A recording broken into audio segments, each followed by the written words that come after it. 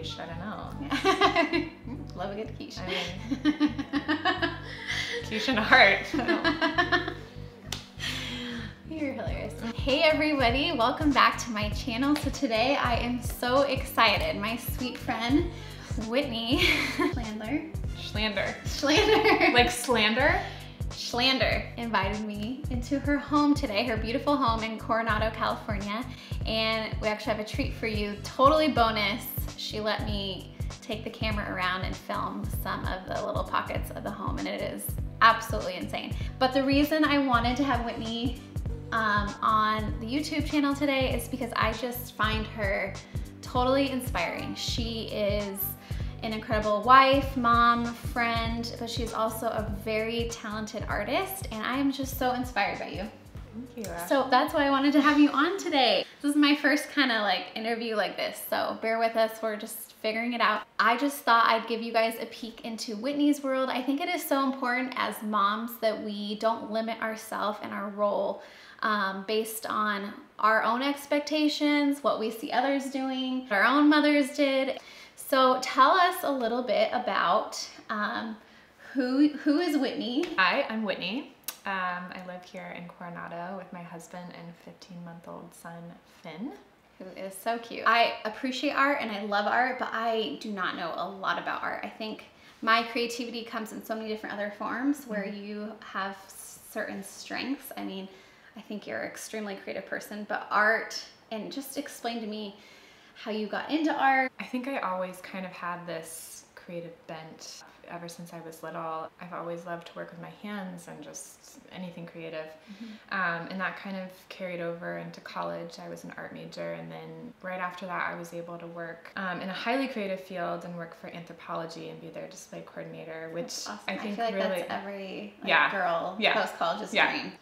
Working for anthropology definitely challenged me in a different creative way. It was a lot more three-dimensional installational art, and so I definitely was able to hone kind of that side of my creativity. But I think at the end of the day, painting has kind of always been this like undercurrent in my life, and I always go back to it, and it just makes me really happy. I've always loved creating things for people, and why not make that into a job and pursue being a freelance artist. So when you say freelance artist, like what does that mean? Well, freelance art for me, what it means is I'm available for hire for a lot of different creative endeavors. Right now, what that currently means is people will contact me, ask me for a commissioned piece, which means creating kind of a one-of-a-kind artwork for them.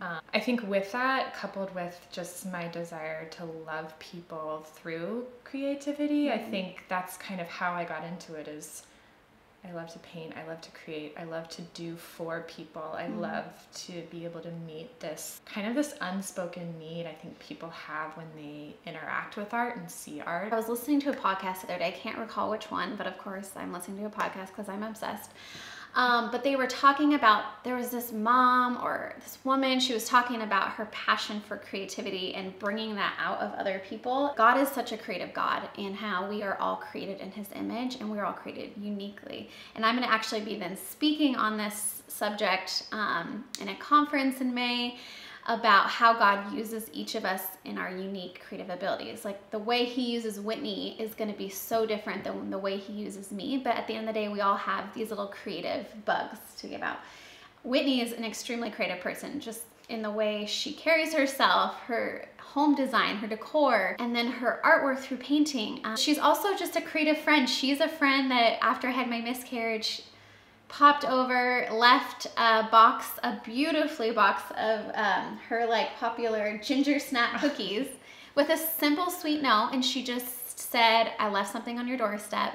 The week I had me, that speaks to me because that is also another, I feel like, creative way to love people. And so just like you were saying, your artwork evokes certain feelings. I feel like we can do that in just simple ways. So we might, all of us commenters might not be talented artists, but we all have that ability to create in so many different ways. And maybe that looks like you're creative because you get down on the floor and you come up with these like fun choo-choo train track, you know, that's not my skill, but that is also another creative way that, you know, you can parent as a mother. It is really neat when moms can be wife, be mom, be all in motherhood, but not forget, I think, who God uniquely created you to be, and to allow your creativity to better you as a mom. Me being on YouTube is an art for me. I love creating stories and sharing things that inspire me, but I have to take time away from my kids. But that makes me go home and be a better kid later because I got a couple hours to come hang out with Whitney or film at home and then go back and pour into my kids. So tell me a little bit about, you know, Finn is 15 months old. So still kind of a newish mom, probably doesn't feel like it though. How have you dealt with becoming a mom, and how much, especially after your first, that like radically changes you, and then finding a way to ease back in your passion and love for art? I feel like having Finn was such a catalyst for change in my life. I had a lot of fear in regards to what would happen to my passions and identity and my relationships, etc. after I had Finn. And I think that when he finally came, all of those things were just enhanced. Like my motivation and my desire to paint, it became so much more deeply rooted and deeply apparent that I had to do it. And That's cool. And so I think that was really shocking to me. I think the shock of motherhood is the shock of motherhood in a lot of ways. Yeah.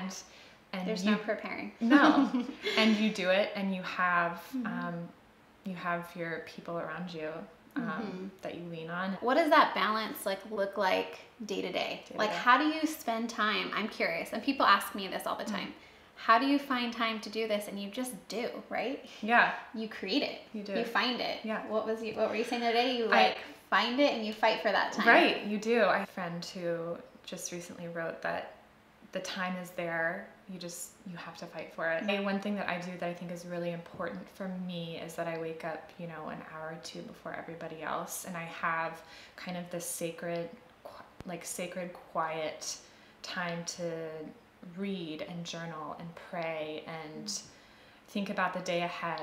It's that juggling. I mean, there are logistical challenges to having a kid and having a business. There's also logistical challenges just to having a kid and just us taking care of our own selves. Alive. Yeah, so feeling okay about ourselves. Totally. Yeah, and it's everything. But I was working in 15-minute chunks, in 30-minute pieces of time. I think having Finn, it didn't allow me to waffle on decisions. I had to be more decisive. I just had to do it.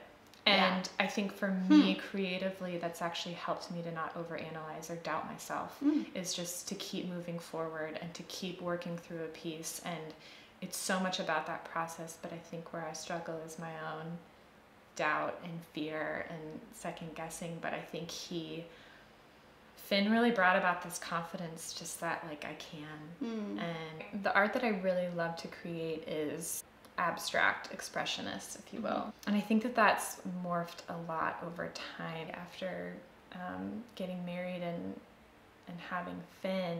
I think that life has it's kind of leveled me out in a lot of ways, and so my work is a lot more, I would say, it's a lot more organic. It's a lot more restrained and minimal in some ways compared to what it used to be. But it's kind of cool to see how your work changes over time. Like pieces I did 5 years ago, I'm like, oh, what? Yeah. I think that was one of the hardest parts for me, is that motherhood really just slows you down. And it takes a while to start to feel like yourself again, getting back on your feet again. And so I love that you kind of embrace that change and that slowness, and not having days and days on end to work on your pieces, but allowing the hard part of motherhood to slow you down. I think that's beautiful, and that you feel like this is like your artwork now truly reflects who you want to be, where you're going, and all that. So it is beautiful. What inspires you? A lot of things, everything inspires me. I think that, I love finding other artists in every capacity, not necessarily painting. I think that there's so many creative, talented people out there, either trolling the internet for them or just getting lost in a really amazing book. I think that nature is really huge for me. Light is really huge for me. Okay, so we are back in my house. I had a huge mic fail, but I missed Whitney's closing. So what we were